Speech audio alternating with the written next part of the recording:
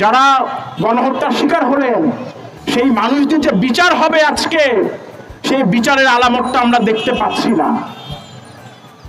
আমরা দেখতে পাচ্ছি সরকারের পক্ষ থেকে বিভিন্নভাবে গড়িমসি করা হচ্ছে এবং জনগণের মধ্যে একটা হতাশা তৈরি হচ্ছে এবং যারা স্বজন হারিয়েছে তারা বলতে বাধ্য হচ্ছে যে আসলে আমরা বিচার পাবো কিনা আমার সন্তানের মৃত্যুর আমরা জানি না, কারণ এই দেশে কোনো বিচার হয় না। তাহলে আমরা দেখেছি আওয়ামী সরকারের সময় বিচার হয়নি, অন্যায় শাসন ছিল। তাহলে জুলাই গণঅভ্যুত্থানের মধ্য দিয়ে আমরা নতুন একটা বাংলাদেশ চেয়েছিলাম, যেখানে আইনের শাসন থাকবে, বিচার থাকবে, আইন থাকবে, আদালত থাকবে।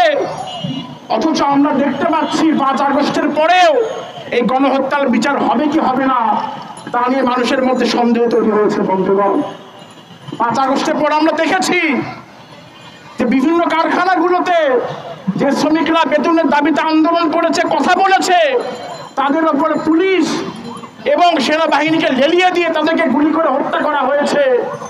এই শ্রমিকরা যখন রাস্তায় দাঁড়িয়েছে পেটের দায়ে, সরকারের পক্ষ থেকে বলা হয়েছে, বৈষম্য বিরোধী ছাত্র আন্দোলনের পক্ষ থেকে বলা হয়েছে এই সমস্ত হচ্ছে শ্রমিক লীগ, আওয়ামী লীগ শ্রমিকের বেশে ফিরে এসেছে।